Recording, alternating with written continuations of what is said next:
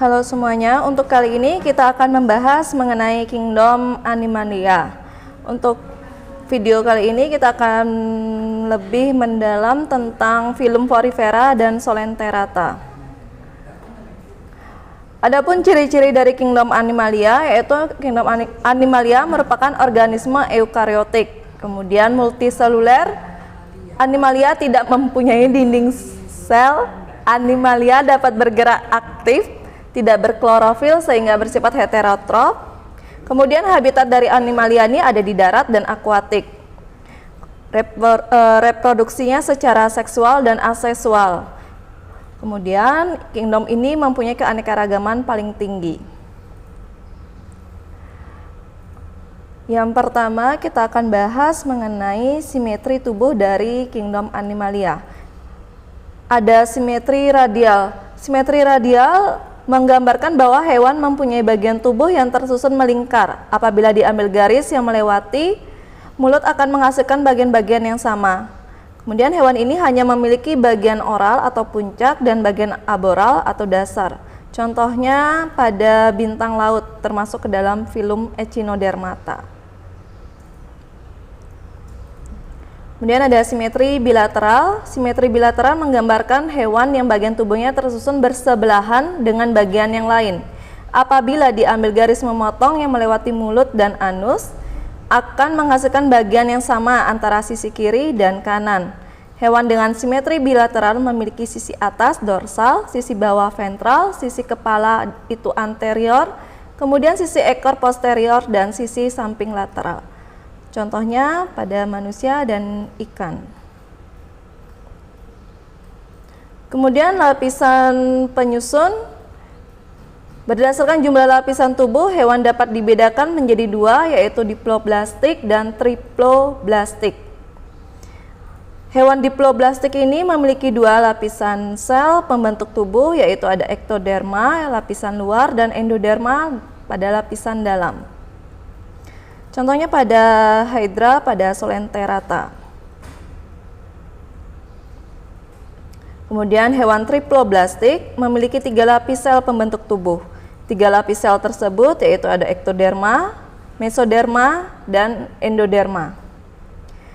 Ektoderma ini akan berkembang menjadi epidermis dan sistem saraf, sedangkan mesoderma akan berkembang menjadi jaringan otot dan jaringan lainnya. Sementara itu endoderma berkembang menjadi usus dan kelenjar pencernaan.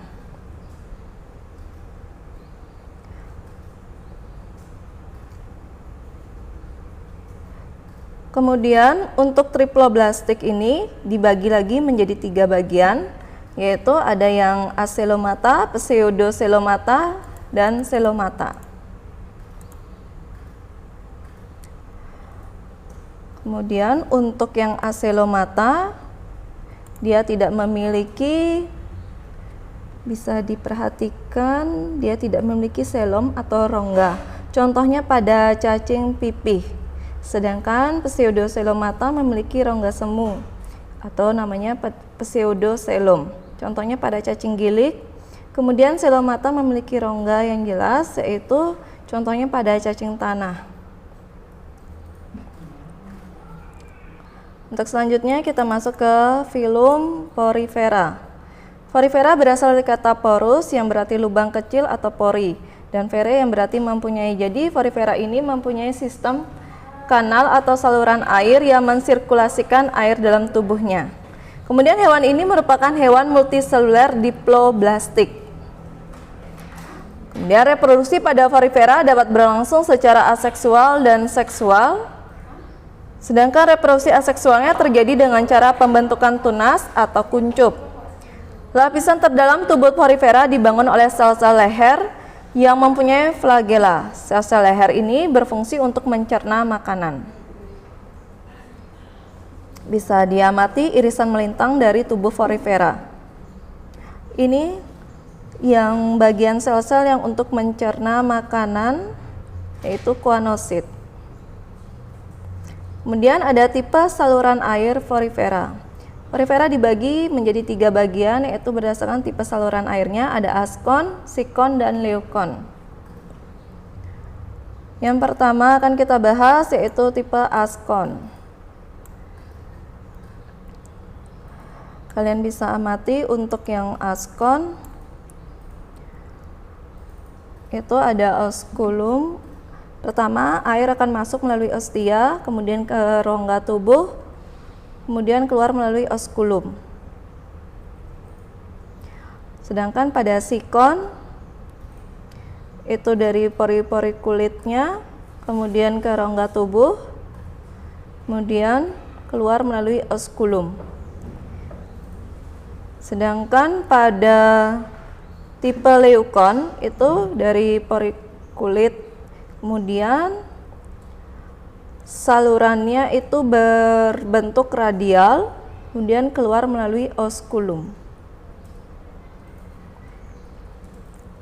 Untuk klasifikasi porifera itu ada 3. Yang pertama ada kelas calcare, itu rangka tubuh calcare bersifat calcareus. Hal ini karena spikulanya mengandung kalsium karbonat atau kapur. Sebagian spikulanya berbentuk monakson dan triakson. Contohnya ada leukon dan klatrina. Kemudian kelas hexatinellida, yaitu spikula pada kelas ini mengandung banyak benang silikat, sementara itu spikulanya berbentuk triakson dengan 6 cabang. Bentuk hewan-hewan pada kelas ini menyerupai gelas, oleh karena itu anggotanya dikenal dengan nama spong gelas. Contohnya Peronema sp dan Hyalonema sp.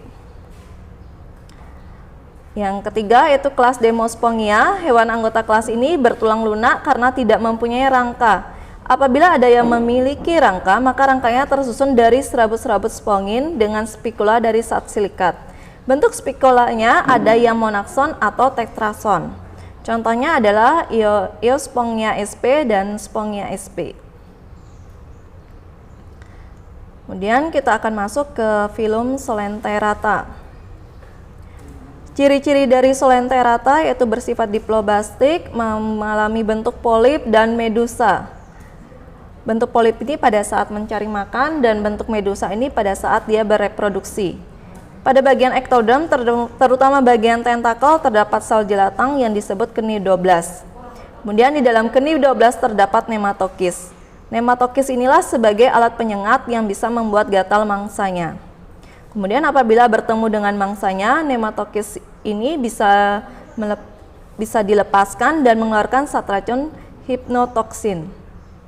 Kemudian Solenterata memiliki gastrodermis yang berfungsi sebagai rongga gastrovaskuler.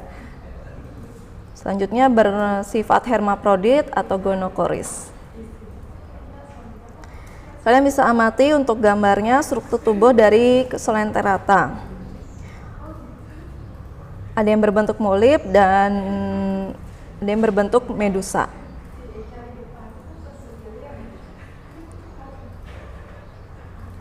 Untuk klasifikasi dari filum Solenterata, yang pertama ada hydrozoa berupa polip, hanya sebagian kecil yang berbentuk medusa dan hidup berkoloni. Habitat dari hydrozoa di air tawar, sebagian hidup di air laut. Kemudian reproduksi aseksualnya dengan membentuk tuna, sedangkan seksualnya dengan membentuk sperma dan ovum. Hydrozoa kebanyakan hermaprodit, meskipun ada yang gonokoris. Contohnya adalah Hydra viridis, kemudian Hydra fusca, Obelia sp. Kemudian kalian bisa amati untuk daur hidup Hydra sp. Pada Hydra ini, Hydra yang jantan dan betina akan bertemu, kemudian melakukan fertilisasi dan terbentuk embrio, kemudian embrio akan berkembang menjadi polip muda, kemudian terbentuklah pertunasan dari Hydra ini. Kemudian daur hidup Obelia sp.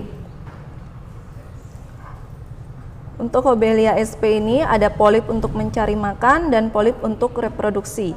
Nah, polip untuk reproduksi ini nantinya akan berkembang menjadi medusa. Kemudian medusa jantan dan betina bertemu dan mengadakan fertilisasi sehingga menghasilkan sigot, kemudian berkembang menjadi blastula, kemudian menjadi planula. Kemudian polip yang sedang planula ini akan berkembang menjadi polip dewasa, kemudian menjadi koloni polip.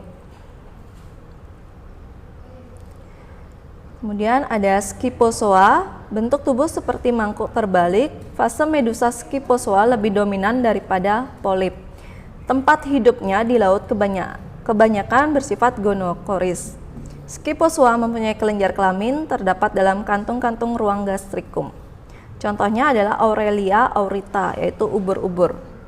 Bisa kalian amati untuk daur hidup dari Aurelia aurita, di mana ada medusa jantan dan medusa betina akan bertemu, kemudian akan melakukan fertilisasi, menghasilkan planula, kemudian planula berkembang menjadi Scyphistoma, kemudian Scyphistoma akan berkembang menjadi strobila, kemudian strobila akan membelah menjadi Ephira. Kemudian Ephira kembali lagi akan berkembang menjadi medusa dewasa. Kemudian ada Anthozoa, meliputi hewan-hewan karang dan anemon laut berbentuk polip.